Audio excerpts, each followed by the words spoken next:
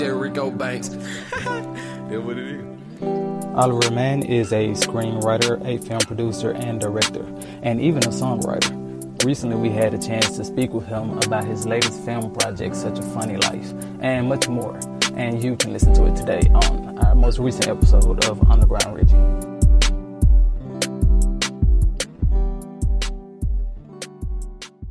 Hi, I'd like to welcome you back to another episode of Underground Reggie. Today we have our guest Oliver Mann in the studio. Oliver, can you say what's up to the people? Sure. Hey, how you doing? This is Oliver Mann, producer, writer, director for a feature film titled Such a Funny Life based out of New York. Okay, Oliver, so for the people who may not know about you and may not be up on the film, can you explain to them the concept behind Such a Funny Life? Sure. So Such a Funny Life is it's a drama about a stand-up comic based out of New York, and we follow the evolution of him as a kid that's very talented, but he lives in a very, very tough household. His mother's kind of like this closed-off woman that suffers from autism, but I don't make it that clear that she suffers from autism, more that she deals with this tough household as well, with this father, this abusive father who lives there and kind of tests the family to their fullest. And while he does that, David, which is the character's name, and his sister Gabriella kind of live in this household. And they try to remain strong while David has these aspirations of being a stand-up comic. So it is a drama, but it has natural comic elements because he's a stand-up comic, but it shows the dramatic side of him wanting to be successful, but living in this very, very intense household. Okay, so with the story of David, what is one of the things that's led you to telling the story of David's evolution? I would probably say the main thing is imagination. Not only that, I was a filmmaker who did a lot of short films. I worked on set, and it was time for me to now work on a feature film. And when I say feature film, that's a film that's over 60 minutes that can now be played in the theater. So kind of like entering the big leagues. So I think it was my calling to do a feature film, to write a screenplay for a feature film and get it going. And it took me a while to do it. I started writing it about 7 years ago, and since this was my first feature film, it's not easy to ask someone for $500,000 or $1 million for a project when they don't know what it's going to look like once it's completed, because I've never done a feature film. So it took me a while to save up the funds and finally get it going, and here we are now with a finished product, and it's going to be in theaters next month. Yes, definitely indeed. And David, man, one of the things about David as a character that stood out to me is he kind of reminded me of a Donald Glover type character. And the thing about it is, with his comedy, one of the main questions I have is, what made you tell the story in a way that David was, despite everything that he went through, that he was still able to find the joy in things enough to find the laughter in the moments? Yeah, I think it's more of, no matter what, you got to have something to hold on to. So him being a comic, he had that thing to hold on to, which is the funny moments, his talent. So, you'll see in the film a lot of the moments when he's by himself. That's kind of like his solace, right? Mm-hmm. It's really his comfort to know that, okay, no matter what, with all the drama that happens in my house and in my life, and with this peer pressure from my friends, even though these friends do care about him, he knows that he can kind of rely on this talent that he has. And that's just the pure truth. Some comedians have a very tough life, and then once they're on stage, they kind of eradicate all of the things that happen in their minds for that moment. So I think that's where I got that from. So I kind of wanted to create a story of a character that had two disparate things going on. One, he was a stand-up comic, and then once he leaves that moment of performing, he goes in the house, and it's completely this dark atmosphere. So we kind of show him how he juggles the two. Okay. Would you say that you've always been a fan of drama and crime films? Oh yeah, absolutely. That's my bread and butter, because I've watched so many. My favorite movie is Heat by Michael Mann. I've seen that a numerous amount of times, because you just get to see the different shades of characters and what they're going through, and and the different, tragedy is always, it's interesting to see. It's interesting to see tragedy. It's like a car crash, right? You don't want to look at it, but it's hard to ignore it because you're like, wow, I'm glad I'm not in that situation. And that's why I made this film, because it's filled with these intense moments that an audience member would say, wow, man, this is something I can't turn my head away from. I'm not in his situation, but I just simply have to watch. Okay, so for some background questions, how did you get your beginning in the film industry? I started off songwriting back in I think it was the early 90s, early 2000s. I started off songwriting with two very, very close friends of mine. We started a group, and I was very serious with that. So I was always a creative person ever since I was a kid. I had a strong imagination. I started off songwriting, then I started writing poetry, short stories, and then I went to school actually for sound design or being a sound engineer. And then I kind of merged off to filmmaking because we study a lot of sound design for film.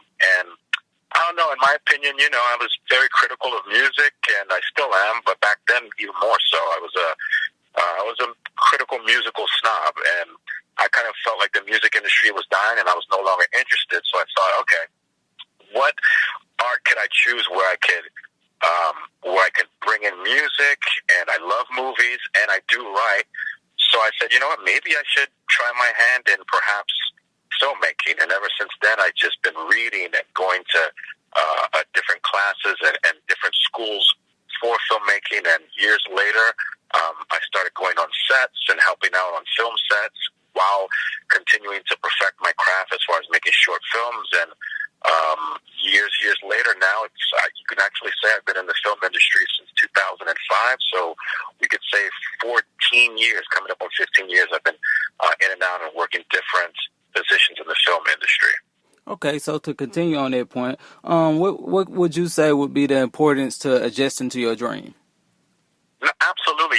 Everything that I did encompasses to what I'm doing now, even music. I mean, the editor and I and the composer and I, we carefully dissected and measured every beat and calculated every song to the film. So everything I did in my past to get here creatively, I use it now in filmmaking as a director. I mean, every single tool and every single moment that I have. I'm even former military. I even use some of those tools that I've learned in the military, such as fortitude, diligence, to do what I'm doing now.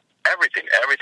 Because, the pure fact is, since I'm the director and producer, I have to have the answer for everything, no matter what. Right. No one else is going to have the answer but me. So if I have to have the answer, that means I need to be privy on every single category, every single facet. Music, lighting, camera department, wardrobe department, actors. So therefore, every single phase and every single class, every single speech I've heard, I use it to this day. Okay, so what is some advice that you have for our audience members that's thinking about getting into the entertainment industry? I would say if you really want to do it, never give up. Focus on it, never give up. And it is tough, like any career decision, whether you want to be a doctor, whether you want to be a lawyer, an architect, filmmaker especially. Just never give up. And it is true, if you don't give up, things will happen. Things will happen, and they will go your way. I mean, I'm a true example of that. This took me 7 years to do, and there was only, from my recollection, there was one moment where I thought about giving up, and it was, I would say, on the 5th year where I thought about giving up, and I prayed. It's a true story. I actually prayed to God at night, and next thing I know, what I prayed to Him for, He made happen. So, that's me. If that's not your thing, that's fine. I'm speaking of what I've been through. With me, what I say is I believed in God, never give up, and things happen that way. Just never give up. It might sound like a cliche, but it's actually true. If you don't give up, the only thing that's left after giving up is death, right? And if that doesn't stop you, then you got to keep going. Yes, like they say, faith without works is nothing. It's nothing, absolutely. So, what are some of the next projects that you have that you're working on right now?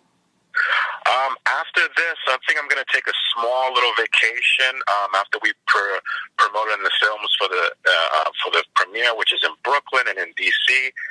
After that, I'm going to take a small little hiatus because I've been working on this for so long, and then I'm going to tackle my next screenplay, which is titled "Hero Lost Dirt." It's going to be another feature film, of course, and I highly doubt that it'll take me 7 years to do this one. We should get into this one pretty fast. Okay, so for our audience members that like to keep up with you on social media, can you let them know where they can follow you at? Sure. Right now, you can follow me, which is following the film is pretty much the same thing as following me. You can go to Facebook.com /SuchAFunnyLife, Instagram @SuchAFunnyLife. Also, the movie is going to be in theaters in Brooklyn August 13th, and Bethesda, Maryland is going to be in theaters August 15th. So if you go on Facebook.com /SuchAFunnyLife, if you just kind of scroll through there, you'll see all the posts, you'll see all kind of interesting stuff, different interviews. This great interview, you'll see all kind of wonderful things, but the main thing is tickets, to book the tickets because we have a couple of tickets left, and you do not want to miss this amazing independent feature film, and it's a great story behind it. Okay, last question. Will the film be coming to any VOD platforms after its release? Absolutely, that's the goal. So the distribution company and I, we are working on that now. After we do a theater run, it will go on VOD platform, Amazon, Hulu. I know Vimeo now has a platform, so we're definitely working on that. So we're going to see how long Such a Funny Life stays in theaters. Hopefully, a good amount of time, and after that, we're going to bring it to your household. Okay, Oliver. Before I let you go, any last things you would like the audience to know? I'm just going to say, if you want to hop into the entertainment industry, never give up, like I say, and things will happen for you. I mean, I'm living proof. It took me 7 years to work on a film that's an hour and a half. I mean, it was very, very tough, incredible, but if you want to do something in the entertainment industry, whether it's a filmmaker, songwriter, put an album out, put a book out, a book of literature, never give up. If you don't give up, it's proven science, it's mathematics, it's a formula. It will happen. Oliver, I appreciate you taking the time out to speak with us today, and thank you once again. All right, buddy. Thank you so much. All right, thank you. Later. All right, bye-bye.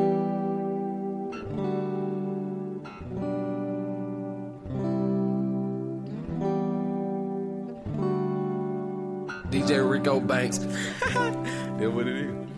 Thanks again to Oliver Mann for an amazing interview today. If you're in the New York and DC theater areas, you can visit tugg.com /events /Such a Funny Life for tickets. That's if you're in the New York and DC areas. Once again, this has been an amazing interview. This has been another episode of Underground Reggie with your host, Rico Banks. And until next week, we'll see you guys again.